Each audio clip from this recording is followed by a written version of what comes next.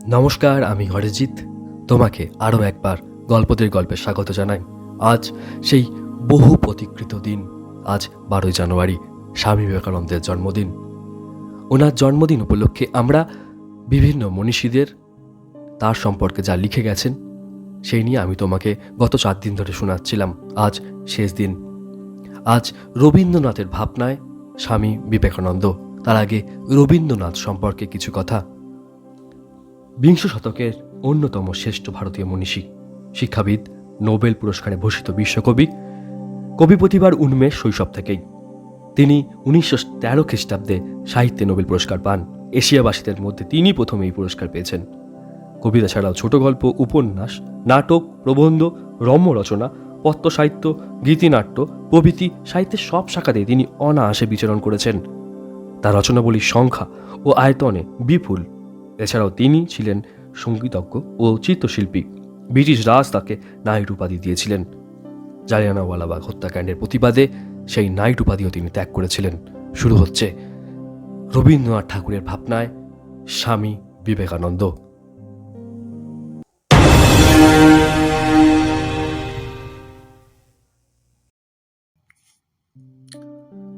আমি রবীন্দ্রনাথ।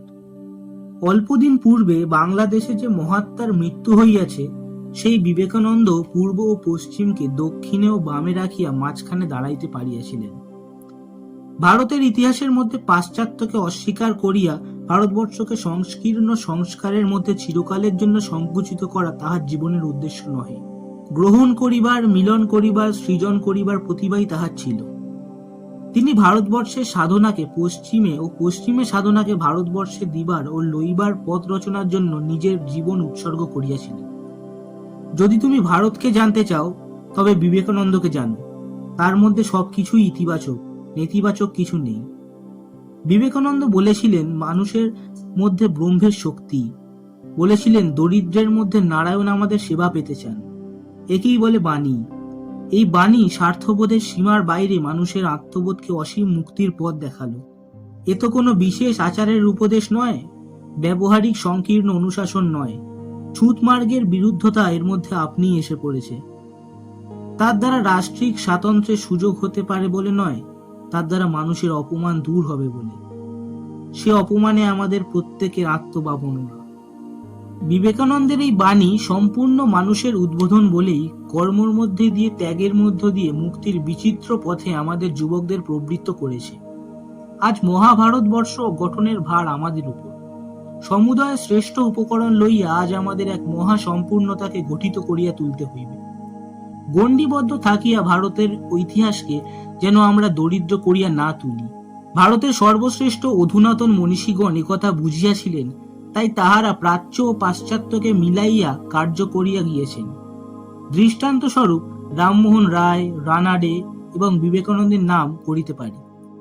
ইহারা প্রত্যেকেই প্রাচ্য ও পাশ্চাত্যের সাধনাকে একীভূত করিয়াছে। ইহারা বুঝিয়াছেন যে জ্ঞান শুধু এক দেশ বা জাতির মধ্যে আবদ্ধ নহে। পৃথিবীতে যে দেশেই যে কেহ জ্ঞানকে মুক্ত করিয়াছেন। জড়ত্বের শৃঙ্খল মোচন করিয়া মানুষের অন্তর্নিহিত শক্তিকে উন্মুক্ত করিয়া দিয়েছেন তিনিই আপনাদের আপন। ভারতের ঋষি হন বা প্রাচ্যের মনীষী হন, তাহাকে লইয়া আমরা মানব মাত্রেই ধন্য।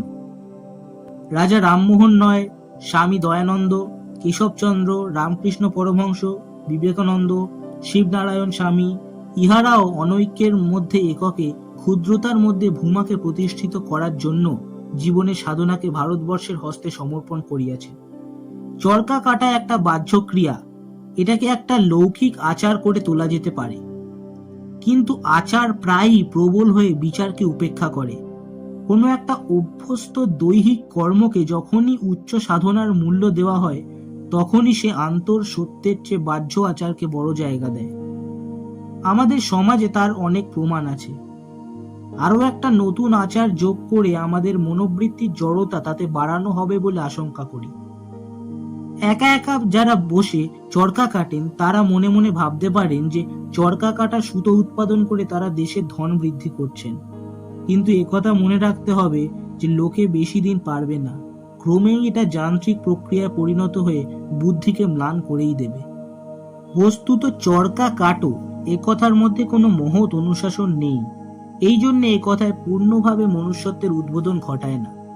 আধুনিক কালে ভারতবর্ষে বিবেকানন্দই একটি মহৎ বাণী প্রচার করেছিলেন। সেটি কোনো আচারগত নয়। তিনি দেশের সকলকে ডেকে বলেছিলেন, তোমাদের সকলের মধ্যে ব্রহ্মের শক্তি, দরিদ্রের মধ্যে দেবতা তোমাদের সেবা পেতে চান। এই কথাটি যুবকদের চিত্তকে সমগ্রভাবে জাগিয়েছে। তাই এই বাণীর ফল দেশের সেবায় আজ বিচিত্রভাবে বিচিত্র ত্যাগে ফেলেছে। তার বাণী মানুষকে যখনই সম্মান দিয়েছে তখনই শক্তি দিয়েছে। সেই শক্তির পথ কেবল এক ঝোঁকা নয়, তা কোনো দৈহিক প্রক্রিয়ার পুনরাবৃত্তির মধ্যে পর্যবসিত নয়, তা মানুষের প্রাণ মনকে বিচিত্রভাবে প্রাণবন করেছে। বাংলাদেশের যুবকদের মধ্যে যেসব দুঃসাহসিক অধ্যবসায়ের পরিচয় পাই, তার মূলে আছে বিবেকানন্দের সেই বাণী, যা মানুষের আত্মাকে ডেকেছে, আঙুলকে নয়। হয় পাছে আচারের সংকীর্ণ অনুশাসন সেই নব উদ্বোধিত তেজকে চাপা দিয়ে ম্লান করে দেয়, কঠিন তপস্যার পথ থেকে যান্ত্রিক আচারের পথে দেশের মনকে ভ্রষ্ট করে। এতক্ষণ ধরে রবীন্দ্রনাথ ঠাকুরের ভূমিকায় তুমি যার কণ্ঠ শুনছিলে তার নাম সোমশেখর দাস। সমগ্র অনুষ্ঠানটি পরিচালনা করছিল আমি, অরিজিৎ। এই গত 4টি পর্ব এবং আজকের পর্বটি যদি তোমার মন ছুঁয়ে যায়, তাহলে অবশ্যই তুমি কমেন্ট বক্সে এসে জানাও, যাতে করে আমি অনুপ্রাণিত হয়ে আরও অনেক বেশি মনীষীদের নিয়ে তোমাকে বলি, জানাই। আর অবশ্যই বই পড়ো, সুস্থ থেকো। যাওয়ার আগে তোমাকে একবার অনেক অনেক ধন্যবাদ আমাদের পাশে থাকার জন্য। আর স্বামীজির কাছে অনেক অনেক প্রণাম ও শ্রদ্ধা জ্ঞাপন করে গল্পদের গল্প।